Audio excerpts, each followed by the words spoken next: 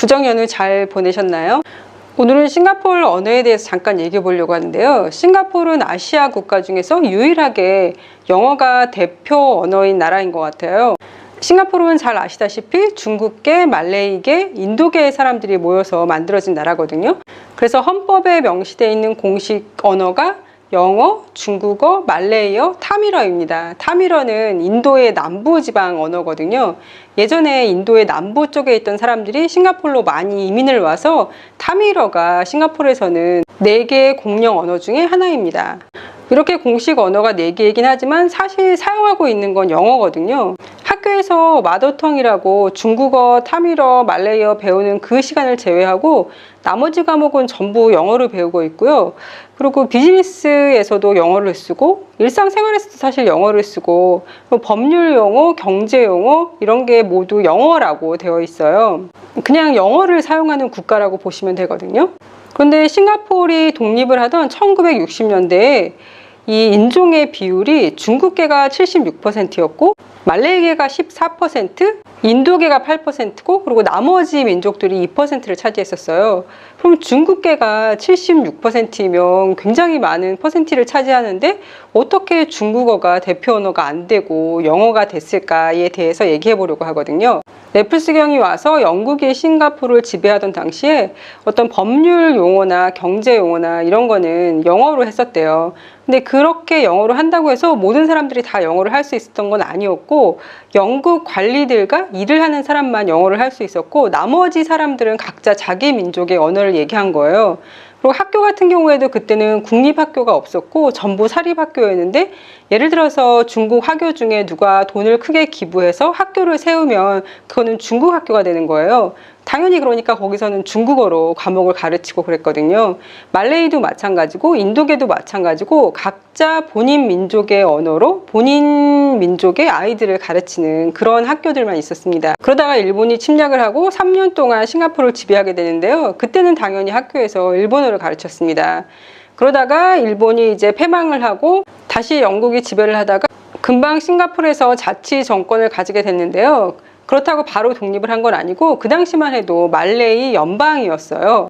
그렇게 말레이 연방일 때는 무역 용어는 말레이어로 했다고 합니다. 그러다가 1965년도에 말레이시아로부터 독립을 당하게 되잖아요, 싱가포르이. 그 당시 리칸유 총리는 어떻게든 그거를 막아보려고 했대요. 근데 그 당시 신문을 보면은 싱가포르이 곧 사라질지도 모른다라는 굉장히 비관적인 신문 내용이 많습니다. 그러니까 싱가포르 신문이 아니라 전 세계 신문이 싱가포르이 곧 사라질 수 있는 나라라는 식의 기사가 많았었어요.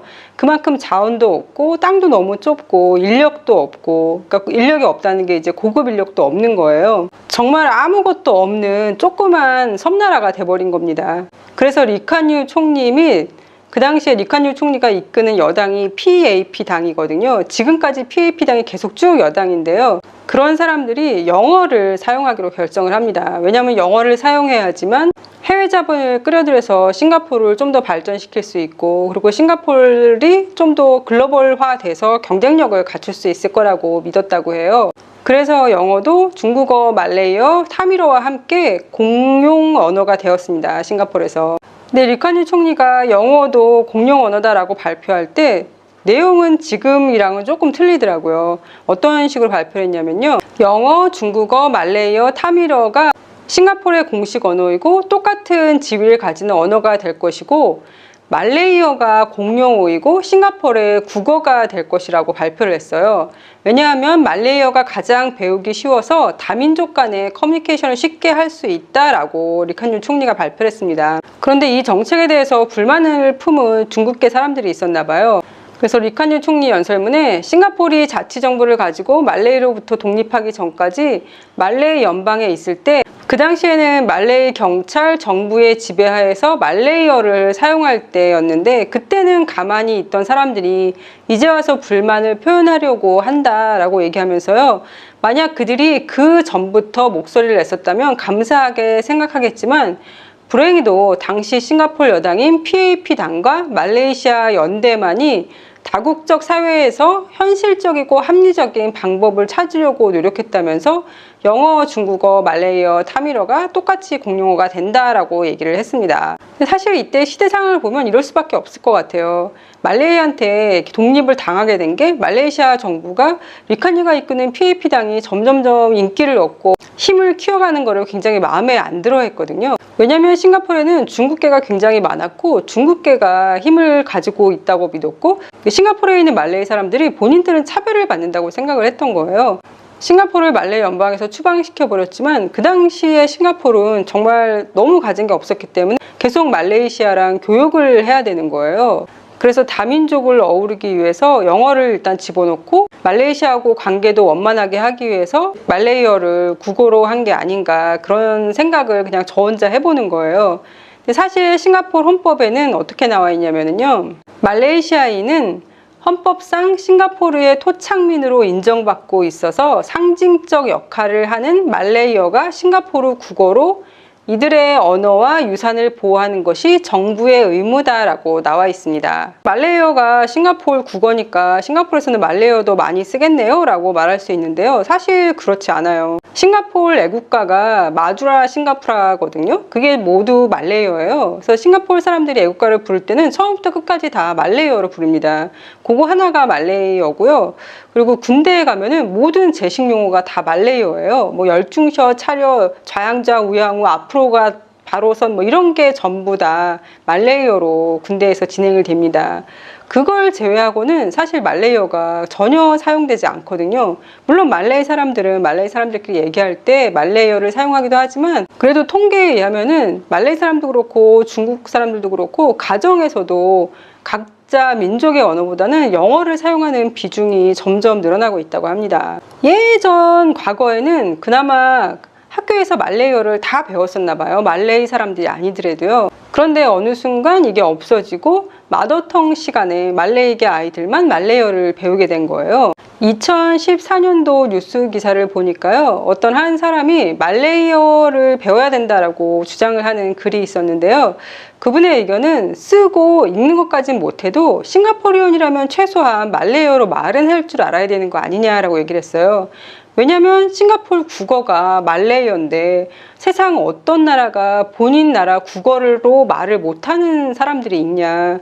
당연히 우리는 국어로 말을 할 줄 알아야 된다라고 주장을 했고요. 그리고 또 한 가지는 이 말레이어하고 인도네시아어하고 같다고 합니다. 말레이어를 바하사 말레이어라고 하고요. 인도네시아어를 바하사 인도네시아라고 하는데요. 글자 모양도 같고 말하는 것도 같다고 해요. 단지 인도네시아 같은 경우에는 거의 300개 정도의 언어가 있어서 학교 가기 전에는 그 지역의 언어들을 쓰다가 학교 가서 이제 인도네시아 표준어인 바하사 인도네시아를 사용한다고 해요. 근데 어쨌든 그거랑 말레이어랑 똑같으니까 말레이어를 배워놓으면 인도네시아랑도 사업하기 쉽다는 거죠. 왜냐면 인도네시아가 전 세계 인구 4위잖아요. 그렇기 때문에 경제적인 거를 고려했을 때 말레이어를 배워놓으면 나중에 인도네시아랑 사업하기 쉽다라고 얘기하고 있고요. 또 한 가지는 정치적인 이유인데요. 싱가포르 위쪽에는 말레이시아가 있고 아래쪽에는 인도네시아가 있는데 싱가포르 입장에서는 두 나라 다 굉장히 큰 나라들이거든요. 그래서 말레이어를 배워놓으면 말레이시아하고 인도네시아하고 관계도 좋게 잘 가져갈 수 있다는 거죠. 그 나라 언어로 소통을 할 수 있으니까요. 이게 2014년도 기사였으니까 지금 거의 뭐 10년 가까이 되고 있잖아요. 그럼에도 불구하고 말레이어를 배우기 위한 운동이나 뭐 그런 건 없는 것 같아요. 다시 영어로 돌아가자면 1965년도 영어까지 4개의 언어가 싱가포르의 공식 언어가 되면서 리칸유 총리는 바이링구얼 정책을 폈습니다. 근데 지금도 계속 바이링구얼 정책을 펴고 있는데요. 지금은 말씀드린 것처럼 모든 과목을 다 영어로 배우고 중국어, 말레이어, 타밀어를 머더텅이라는 시간에 따로 배운다고 말씀드렸잖아요. 1960년대 처음에 바이링구얼 정책을 펼 때는 이런 식으로 한 게 아니라 영어를 세컨 랭귀지로 선택할 수도 있고 중국어나 말레이어나 타밀어를 세컨 랭귀지로 선택할 수 있었대요. 그러니까 대부분의 중국 학교 같은 경우에는 영어를 세컨 랭귀지로 선택을 한 거예요. 그리고 점점 국립학교들이 많아지면서 국립학교에서는 중국어나 말레이어나 타밀어를 세컨 랭귀지로 가르치기 시작을 했다고 합니다. 그런데 이게 시간이 지나다 보니까 영어를 훨씬 잘하는 아이들이 취직하기가 훨씬 더 수월한 거예요. 그래서 학부모들이 점점 영어를 메인 랭귀지로 가르치는 학교를 보내고 중국어나 말레이어나 타밀어를 메인 랭귀지로 가르치는 학교에 안 보내기 시작한 거예요. 그래서 이런 학교들은 점점 인기가 없어져서 결국 사라지게 됩니다. 그리고 난양공대 같은 경우에도 중국계 화교가 돈을 기부해서 만든 학교거든요. 근데 이 학교에서도 처음에는 당연히 중국어로 가르친 거예요. 그런데 이런 시대적 흐름에 발맞추기 위해서 영어로 수업을 하는 걸로 바꾸기 시작했는데 그때도 중국계에 굉장한 반발이 있었다고 합니다. 그런데 초창기에는 당연히 이게 쉽지 않았겠죠. 선생님들께서도 영어가 그렇게 많이 익숙하지는 않을 텐데 어쨌든 영어로 가르쳐야 되고 하니까요.